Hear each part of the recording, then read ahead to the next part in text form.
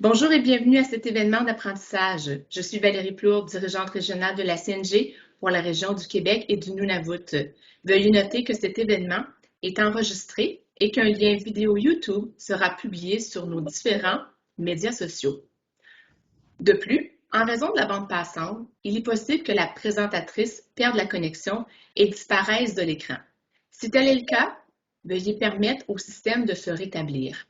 S'il vous plaît, cliquez sur votre écran pour désactiver votre microphone et éteindre votre caméra. Les journées d'apprentissage sont un des multiples moyens de la CNG de rejoindre plus de 40 000 gestionnaires et aspirants gestionnaires à travers le pays et couvrant les différents sujets qui vous sont importants.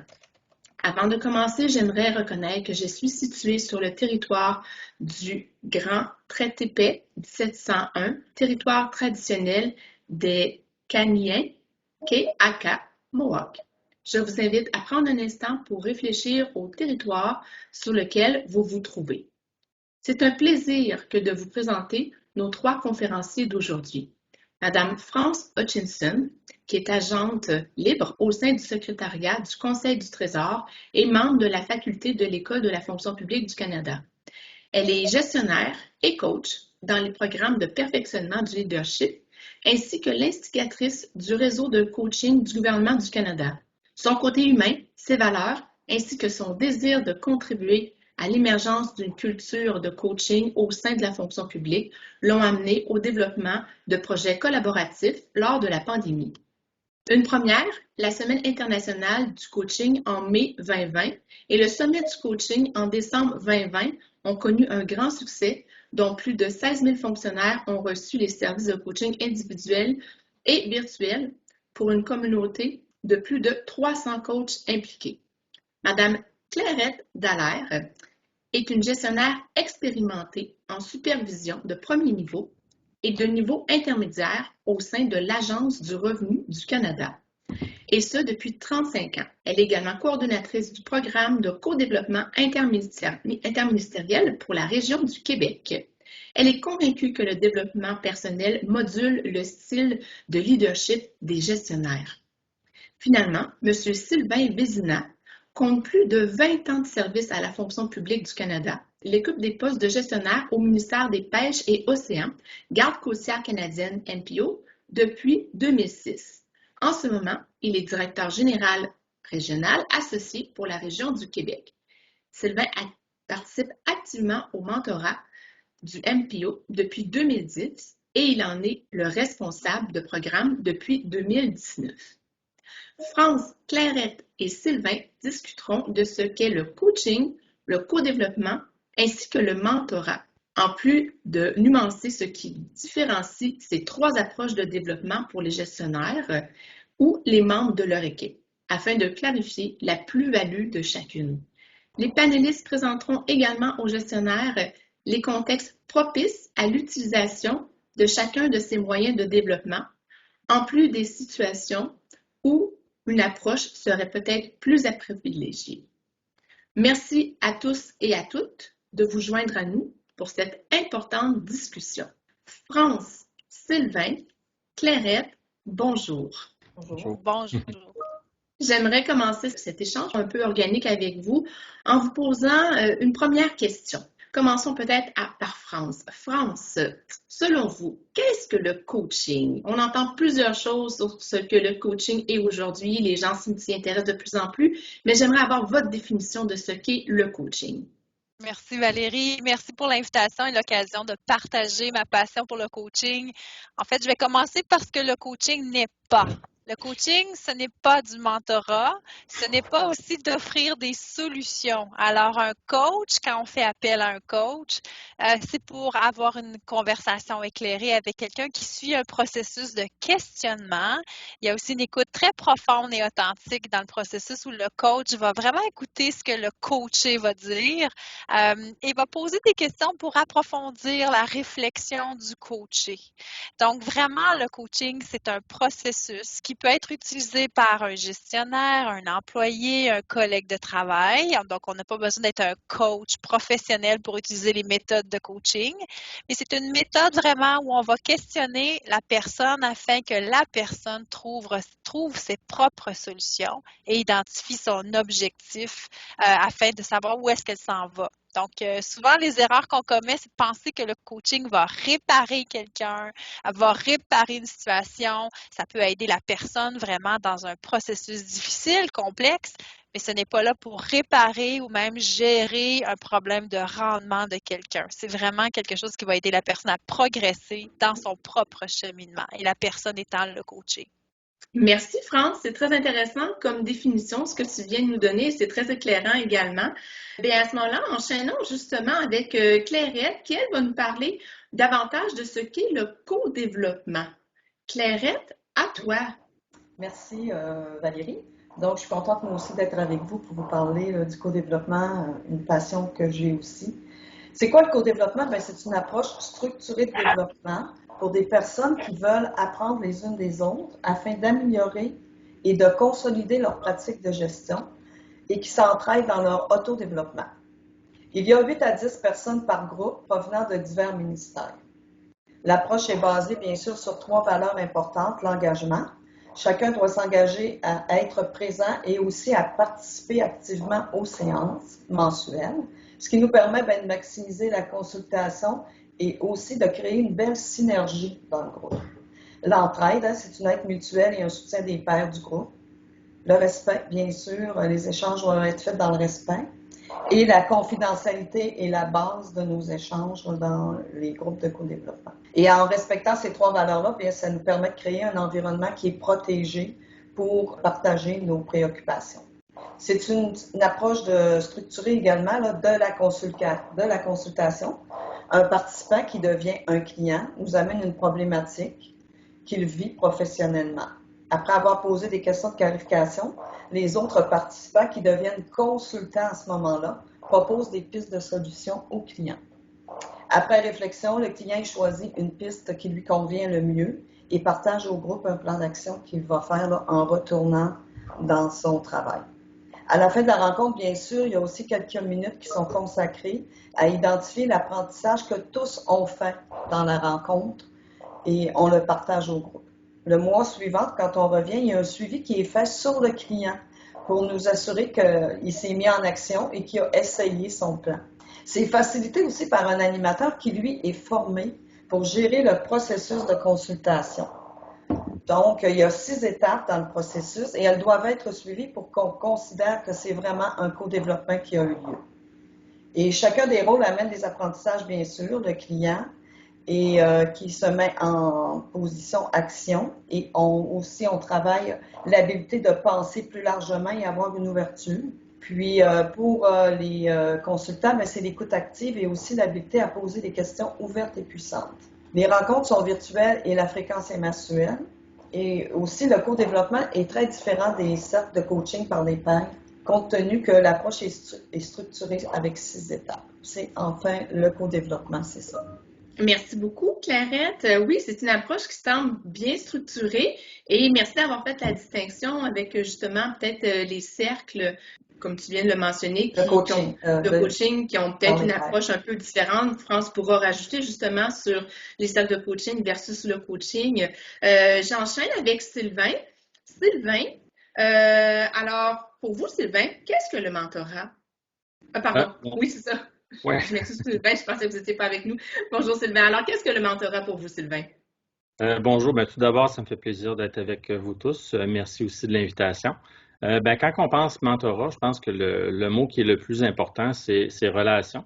Donc, le mentorat, c'est une relation de soutien, de collaboration, puis d'apprentissage entre une personne qui est expérimentée et attentionnée, puis souvent aussi qui a une petite tête blanche, qui communique son expertise, son expérience professionnelle, ses connaissances et sa sagesse, avec une autre personne qui est le mentoré, qui est disposée puis prête à tirer parti de cet échange et qui peut elle aussi communiquer ses compétences et ses expériences vers le haut.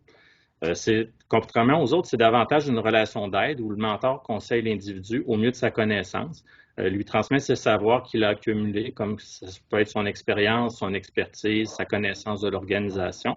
Un fait aussi qui est important, c'est que la relation de mentorat est particulièrement productive quand le mentor croit qu'il peut également apprendre du mentoré. Donc, la relation est vraiment bidirectionnelle.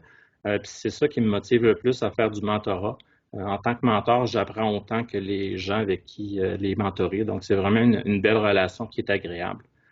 C'est certain que pour faire du mentorat, il y a des conditions relationnelles et communicationnelles.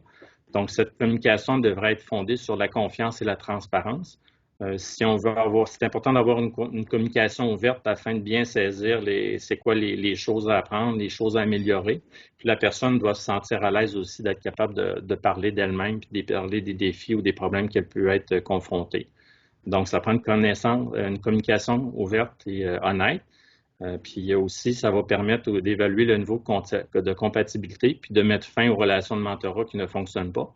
Parce que c'est important de mentionner que dans tout le processus, ça peut arriver qu'en fonction des objectifs, le mentoré ou le mentor réalise que ça ne correspond pas. Puis c'est une relation qui est très ouverte. Puis de mettre fin à une relation de mentorat, ça peut être positif également. Merci Sylvain. Alors, on voit la nuance que là, dans le mentorat, on est vraiment dans le 1 à 1, contrairement peut-être au co-développement où là, on est en groupe. Donc, merci pour ces différentes nuances des approches. J'aimerais peut-être justement, dans un contexte de différenciation, valider avec vous et commençons par France. Dans quel contexte, France, le coaching s'applique-t-il bien? Donc, est-il optimal finalement? Merci beaucoup pour la question. Oui, puis j'aimerais faire la distinction justement entre les approches. Souvent, la confusion qu'on peut y apporter quand on pense au mot coaching, parce que souvent, le coaching, on va penser à un coach sportif. Alors, je vais aller chercher un coach sportif, puis là, j'ai l'impression d'avoir besoin d'un expert. Mais là, dans ce cas-ci, on pense plus à la définition du mentorat. Donc, je veux spécifier que souvent les gestionnaires vont dire j'ai besoin d'un coach ou mon employé a besoin d'un coach, tout en ne sachant pas nécessairement que parfois c'est beaucoup plus un mentor dont ils vont peut-être avoir comme définition initiale. Donc, ce n'est pas pour prendre la gestionnaire en erreur, c'est plutôt pour leur expliquer vraiment la distinction. Donc, on va faire appel à un coach. Je vais vous donner un exemple très précis. Vous voyez la carte derrière moi? Bon, imaginons que vous voulez planifier un voyage et que là, vous vous dites, ben moi, je veux aller dans l'Est du Canada et je veux, ou bien dans un autre pays, tout simplement, choisissez le pays qui vous convient. Et là, vous avez besoin d'en savoir un peu plus sur le pays, les particularités culturelles, etc. Donc, à ce moment-là, c'est probablement pas un coach que vous avez besoin, c'est plutôt un mentor ou un expert, ou bien un groupe de co-développement qui ont vécu des voyages et vous allez expérimenter, partager ensemble des connaissances, des habiletés, des choses à savoir pour bien planifier votre voyage. Un coach, lui, va plutôt vous dire, OK, tu veux faire un voyage, pour quel contexte? Qu'est-ce que ça va venir répondre chez toi?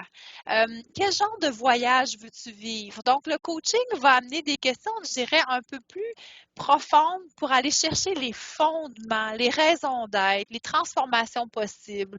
Aussi, peut-être faire en sorte que ça va faire ressortir certaines insatisfactions. Pensez à des voyages que vous avez vécus, que vous avez planifiés, vous aviez pensé vivre quelque chose d'extraordinaire, mais là, vous dites, mon Dieu, ce voyage était bien plate. Alors, pour éviter cette platitude-là ou pour transformer certains comportements, là, le coach va être très nécessaire. Et le coach va poser des questions percutantes pour vous amener à réfléchir sur ces valeurs-là, ces fondements-là, ces questionnements-là qui, des fois, vont vous amener à faire de meilleurs choix ou même choisir peut-être une orientation différente. Dans vos choix de carrière, dans vos choix de vie, dans vos transformations par rapport, par exemple, en coaching santé, mieux-être, en coaching business aussi, ou peut-être il y a un réalignement dans vos styles de leadership à aller chercher. Donc, le coach va être un peu comme la personne qui va vous aider à avoir une vue d'ensemble de votre vie professionnelle, personnelle, et de vous amener à faire des choix éclairés et de vraiment prendre conscience. Je pense que le mot, c'est de vous aider à prendre conscience de vos choix et de ce que vous voulez transformer. Donc, il y a vraiment un niveau de prise de conscience très élevé dans les conversations avec votre coach. J'arrête là, Valérie. Merci, France. J'adore l'analogie avec le voyage à la carte du monde. C'est excellent. Clairette, pour le co-développement, donc dans quel contexte le co-développement s'applique-t-il bien ou est-il optimal? Tu sais, Valérie, souvent comme leader, là, on croit qu'on est seul à vivre les problématiques, les remises en question dans ce que nous faisons comme travail. Mais avec l'expérimentation des groupes de co-développement, on a réalisé que tous les gestionnaires vivent des situations similaires, peu importe l'organisation à laquelle ils appartiennent. Donc, l'approche du co-développement nous permet de briser l'isolement. Ces rencontres nous permettent donc, comme clients ou comme consultants, de faire un apprentissage rapide de nouveaux outils, nouvelles visions de la situation, qui nous amène à identifier des solutions auxquelles on n'aurait jamais pensé sinon grâce au co-développement. Puis ça permet aussi, on demande aux gestionnaires qui participent d'avoir une expérience de gestion de 12 mois et plus. Puis ça s'adresse à des leaders qui sont ouverts et qui veulent vraiment apprendre et essayer de nouvelles approches, qui veulent se créer un réseau de contacts au fur et à mesure que les rencontres se poursuivent. Le groupe aussi se solidifie. Puis les participants apprennent à faire confiance également, puis à prendre avantage de la diversité du groupe de consultation auquel ils ont accès. Puis ça nous permet aussi surtout de confronter nos pratiques de gestion à celles des autres. Merci Clairette. On s'appuie vraiment sur la force du groupe dans le co-développement.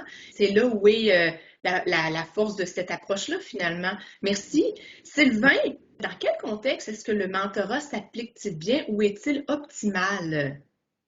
Je vous dirais, ça va s'appliquer là, surtout dans les situations où est-ce que les gens aiment apprendre d'une personne expérimentée.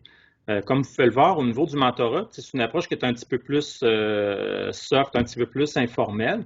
Puis souvent, la façon de voir les choses, c'est que lors de séances de mentorat, bien, c'est certain que les gens vont avoir certains objectifs. Ils vont vouloir améliorer des choses qui sont souvent reliées au savoir-être, puis au savoir-devenir. Donc, moi, dans le fond, la façon que je peux l'aider, c'est qu'au fur et à mesure qu'elle va me parler un peu des enjeux, des défis qu'elle peut vivre, qu'elle veut essayer de résoudre, bien, moi, je vais être à l'écoute. Puis, basé sur mon expérience, je vais être capable un peu de l'orienter pour qu'on puisse trouver des solutions ensemble.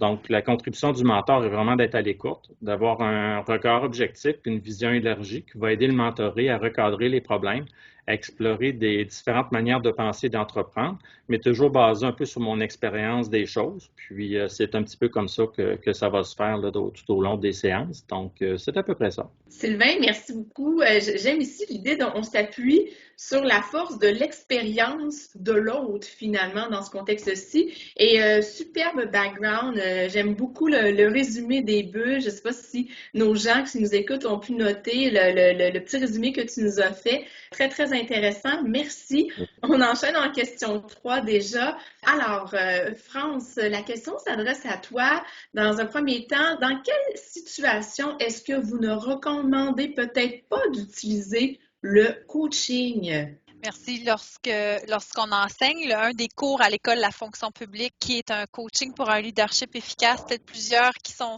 ici aujourd'hui ont déjà participé à ce cours-là. Je tiens à préciser qu'il va y avoir un cours à l'école en version format virtuel sous peu, donc gardez les yeux ouverts sur GC Campus. L'erreur ou peut-être les occasions où un gestionnaire peut pratiquer le coaching sont multiples. On n'a pas besoin d'avoir une conversation d'1 heure pour avoir un chapeau de coach. Souvent, on va utiliser le coaching. Par exemple, un employé qui revient souvent avec les mêmes problématiques. Une situation où on va voir qu'on offre des solutions, mais la personne n'adhère pas tout à fait ou trouve des excuses ou trouve tout simplement des raisons de ne pas appliquer les solutions proposées par un membre de l'équipe, le gestionnaire, ou quelque chose qui est toujours récurrent. Donc, souvent, c'est là où on va appliquer le coaching et où on va utiliser des questions de coaching pour aider la personne à justement prendre conscience que le problème revient souvent. Que les solutions proposées ne sont peut-être pas toujours acceptées. Donc, voilà les occasions, je pense, où un gestionnaire ou un membre d'une équipe peut utiliser cette application-là qui est le coaching ou les méthodes de coaching. La recommandation numéro 1, que nous offrons aux gestionnaires, c'est de ne pas utiliser le coaching dans un contexte d'évaluation de rendement. On peut poser des questions de coach, mais on ne peut pas utiliser notre chapeau de coach dans ces occasions-là, pour la simple raison que la relation de confiance, quand il y a une conversation de coaching, il y a des vulnérabilités qui vont sortir, il y a des faiblesses par rapport il y a des admissions qui sont souvent faites par le coaché. Et après ça, on ne peut pas utiliser cette information-là pour dire, bon, mais finalement, dans l'évaluation de rendement, lors de la conversation de coaching avec mon employé, il a admis qu'il n'était pas bon en réflexion stratégique, donc je lui donne sous-rendement et il ne passe pas cette compétence-là. Ça ne se fait pas. C'est quelque chose de très sensible parce que si on fait ça, à ce moment-là, la relation de confiance est brisée. L'employé ou la personne qui s'est confiée à la personne qui utilise, au coach ou le gestionnaire qui a utilisé son chapeau de coach, ça peut être très destructeur dans la relation. Donc, voilà une place où est-ce que je ne recommande pas d'utiliser cette compétence-là qui est d'utiliser les outils du coach et surtout l'information qui est tirée d'une situation de coaching pour l'utiliser à un autre moment dans ton rôle de gestion, par exemple, ou membre d'équipe même. Évaluation de rendement n'égale pas coaching. C'est ce que je retiens, France.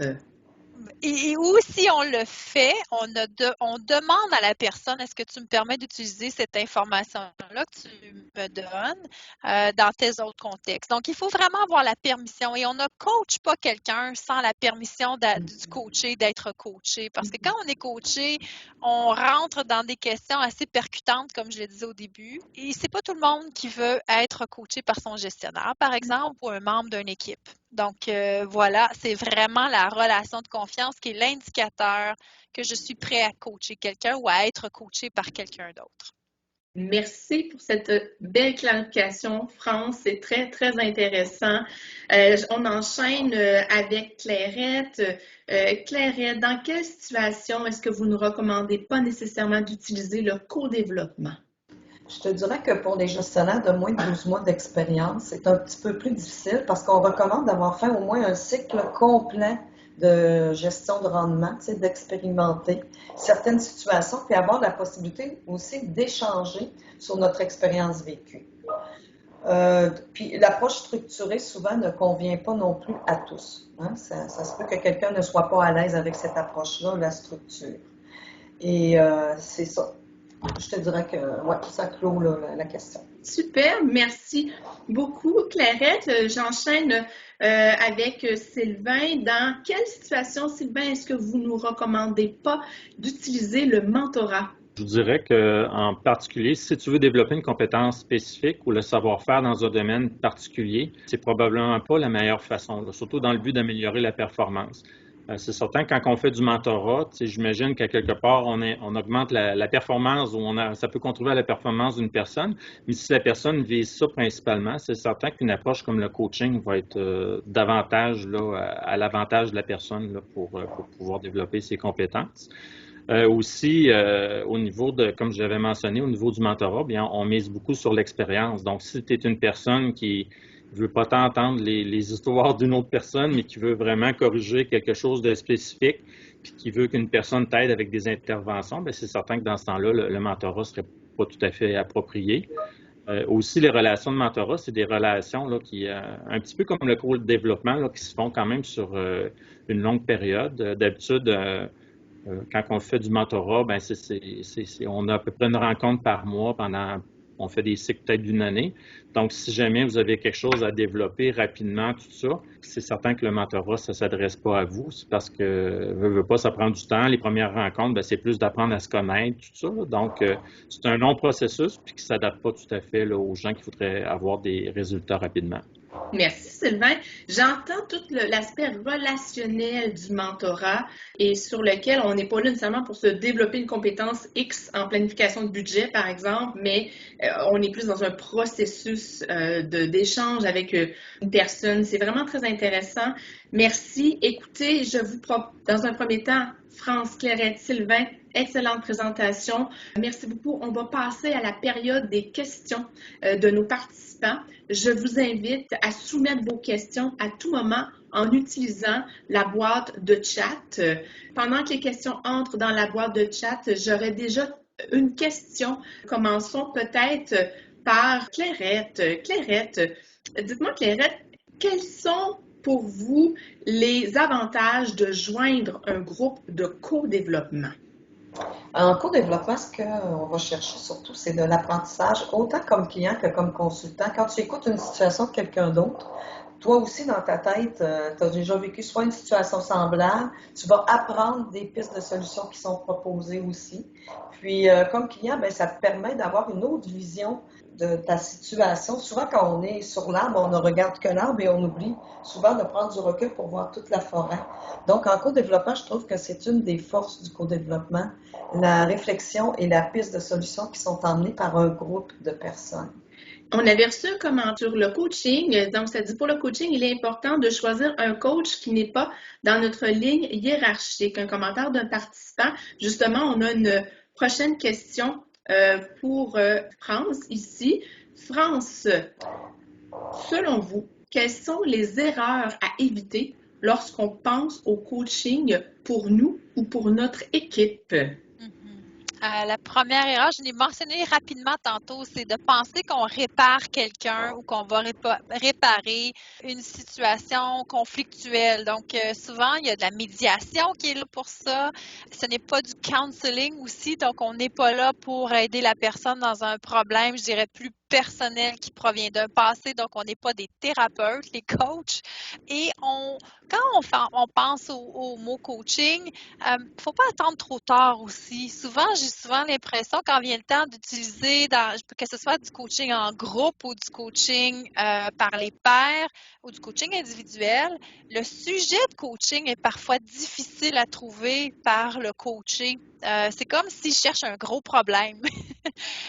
Donc, ne pas attendre d'aller chercher des services d'un coach en pensant qu'il faut que j'ai un gros problème à solutionner. Souvent, c'est plutôt un type de conversation qu'on cherche par le coaché avec le coach. Donc, souvent, on va dire, ben moi, j'ai besoin de raffiner une compétence ou j'ai besoin de réaligner peut-être mes valeurs. J'en ai parlé beaucoup des valeurs j'ai besoin de faire des différents choix ou transformer quelque chose dans ma vie professionnelle. Et j'ai besoin de ce moment de conversation-là avec quelqu'un de neutre. Et la personne neutre peut être un gestionnaire ou un employé ou un collègue qui est capable de faire abstraction du jugement, qui est capable d'être dans une écoute authentique, puis qui est capable de modéliser l'approche du coach. Mais si j'ai personne, avoir un coach, c'est hyper essentiel pour nous aider à nous réaligner ou faire des meilleurs choix ou changer quelque chose. Le mot changer, transformation sont super importants en coaching parce que c'est souvent ça les commentaires qu'on a des gens qui vivent une conversation de coaching. « Oh mon Dieu, je me suis sentie écoutée. Ah, c'était plaisant, c'était un moment pour moi, je vois plus clair. C'est plus précis maintenant où je m'en vais, j'ai pu mettre l'accent sur ce qui s'en vient pour moi. » Ou je suis pris dans une situation où je vois juste le problème, ça m'a permis de voir autre chose, donc changer les perspectives aussi et de se sentir appuyé par quelqu'un qui est complètement impartial. Donc voilà, je dirais, les avantages, mais surtout ne pas penser que j'ai besoin d'un gros problème pour accéder à un service de coach. J'aime beaucoup, France. On peut changer tout en n'étant pas, disons, tu devrais faire ça, tu devrais faire ci. L'approche est centrée sur soi. Merci beaucoup, France, pour cette nuance. Sylvain, une question pour toi. Est-ce que c'est compliqué de mettre sur pied un programme de mentorat, comme vous l'avez fait au MPO, dans une organisation? Pour des gens qui seraient intéressés à mettre sur pied là, un tel programme, comment on s'y prend? Bien, c'est assez simple. Nous, ça fait une dizaine d'années, comme j'ai mentionné, là, qu'on est impliqué là, dans le mentorat. De la façon que ça fonctionne, c'est certain que là, on partage l'information avec d'autres organisations, là, telles Ressources naturelles Canada, puis Revenu Canada, la région du Québec. Mais souvent, nous, de la façon qu'on fonctionne, c'est juste un appel là, de candidature pour avoir à la fois des mentors et des mentorés, expliquer un petit peu c'est quoi le programme. Quand les gens répondent, ben, ils doivent dire un petit peu c'est quoi qu'ils recherchent, c'est quoi qu'ils veulent améliorer, sur quoi ils veulent travailler. Du côté des mentors, ils vont nous mentionner un peu les choses où est-ce qu'ils peuvent plus facilement collaborer. Une fois que c'est fait, ben j'ai l'expression anglaise, un matchage. Là, on fait une association des diades. On crée des diades entre des mentors et des mentorés en fonction des intérêts. Certaines années, on a déjà fait du speed dating. Là. Les dernières années, bon, il était un petit peu plus en fonction des besoins de chacun, puis d'essayer de voir un peu comment on pouvait mettre les gens ensemble, créer les diades. Par la suite, dans notre cas, on embauche une spécialiste là, de l'Université de Montréal qui vient un peu donner de la formation à la fois aux mentors et aux mentorés sur la façon d'organiser la rencontre, de déterminer les objectifs, de planifier le tout. On fait des suivis en cours d'année pour s'assurer que ça soit productif pour tout le monde. Puis après ça, comme vous pouvez voir, il y a un petit peu de travail au début. Puis après ça, c'est quelque chose qui se fait assez naturellement. Puis j'aimerais revenir à un point tantôt que France a mentionné, puis qui est important, là, peut-être pour toutes les approches qu'on mentionne ce matin. Je pense que dans nos environnements de travail, c'est pas facile. Souvent, on est rechargé, les priorités changent, on court partout. Avec la pandémie, ben, des fois aussi, les enfants courent partout dans la maison. C'est que ça fait en sorte que c'est pas facile. Puis ces approches-là, ça permet vraiment d'avoir 1 heure ou 2 heures dans la semaine, dans le mois, où est-ce qu'on a vraiment du temps pour discuter, essayer de prendre du recul par rapport à qu'est-ce qu'on vit, là, que ce soit pour développer quoi que ce soit. Puis ça, c'est les organisations qui encouragent ça. Je trouve que c'est très positif parce qu'on n'a pas souvent la chance de prendre ce recul-là. Là. Merci Sylvain. Puis ça vient toucher en fait presque ma conclusion. C'est un moyen, un temps qu'on se donne à soi pour connecter, pour se développer, et spécialement dans ce contexte où on est actuellement. Oui, absolument, Sylvain, c'est un peu finalement presque un cadeau qu'on se fait comme gestionnaire ce temps-là. On a une question de quelqu'un du chat, France, qui est pour toi.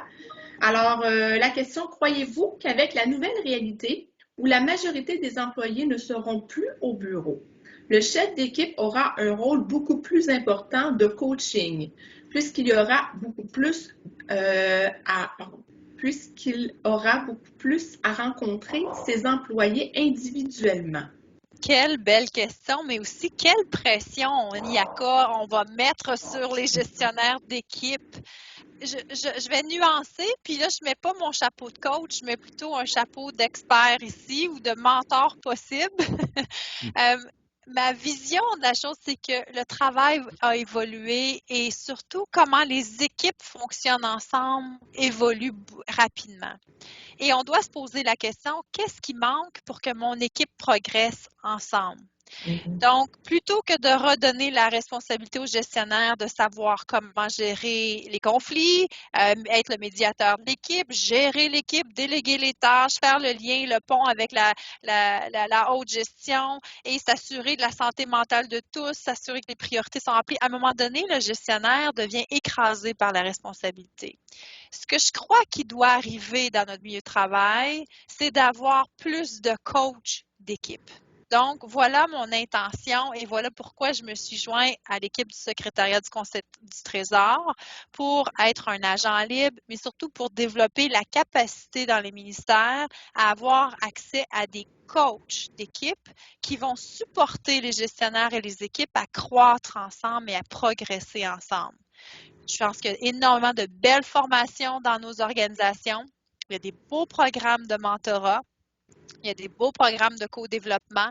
Il y a du coaching individuel. Ce qu'il manque, je crois, c'est un accompagnement en termes de coaching d'équipe pour que les équipes identifient leurs priorités ensemble.